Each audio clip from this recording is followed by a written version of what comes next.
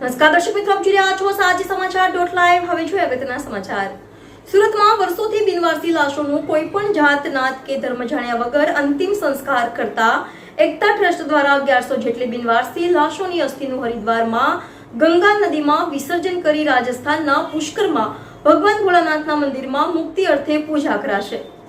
Reporter નૈતિક રેશમવાળા, સાંજ સમાચાર .live, સુરત.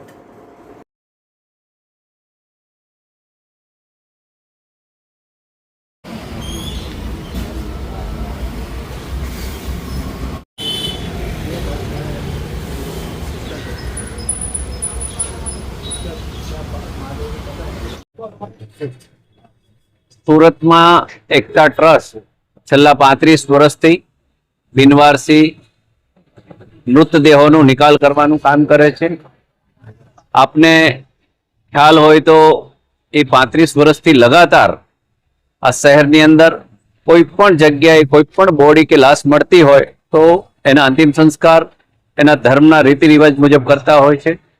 આજ રોજ 1100 મૃતદેહોની અસ્થિઓ વિસર્જિત કરવા માટે તેઓ હરિદ્વાર અને પુષ્કર જઈ રહ્યા છે અને ધાર્મિક વિધિ મુજબ એ એમનો ત્યાં કને આ પ્રસંગ પૂરો પાડશે. આપણે ખ્યાલ છે કે એકતા ટ્રસ્ટ કોરોના કાળ હોય, ભૂકંપ હોય કચ્છનો, બદ્રી કેદારની ત્રાસદી હોય કે જમ્મુ કાશ્મીરની વાત હોય, એ તમામ જગ્યાઓ પર જઈ અને જે પણ દુર્ઘટના ઘટી હોય એવી જગ્યાઓ પર જે પણ બોડી હોય એનો નિકાલ કરતા હોય છે. એટલે ખૂબ ઉમદા કામ એકતા ટ્રસ્ટની તમામ ટીમ કરી રહી છે.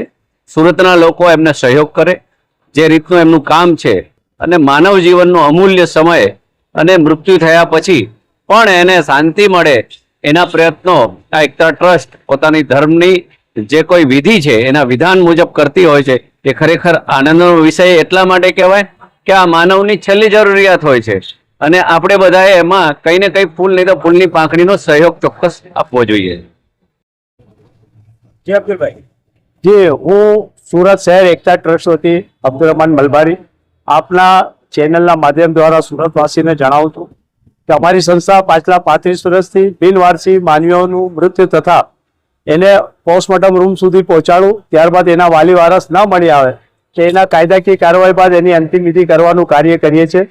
જેમાં દરેક મૃતકોના પાર્થિવ શરીરની અસ્થિઓ અમે ભેગા કરી વર્ષમાં એકવાર અહીંયા સુરતથી હરિદ્વાર અને ત્યાંથી પછી રાજસ્થાન પુષ્કર જઈ એમને વિધિ વિધાન મુજબ આપણે એને અંતિમ સંસ્કાર કરી એને પધરાવીએ છીએ અને મોક્ષ માટે એની પ્રાર્થના કરીએ છીએ.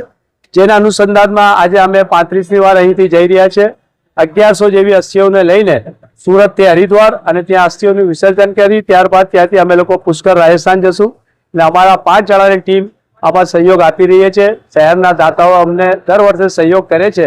ધર્મેશભાઈ ગામી અમને હંમેશા હિંમત આપવા માટે અહીં આવે છે ને હું સુરતવાસીઓને આ માટે ખૂબ ખૂબ અભિનંદન પાઠવું છું કે એમના સહયોગથી અમે આ કાર્ય કરી શકીએ છીએ. કેટલા દિવસનો પ્રવાસ છે અને ખર્ચો કેટલાનો? અમારો 5 દિવસનો પ્રવાસ છે અને 60,000ની આસપાસ એનો ખર્ચો થાય છે. આવવા જવાનો અને પૂજા અર્ચનાનો ટ્રાવેલિંગનો બધો ખર્ચો થાય છે.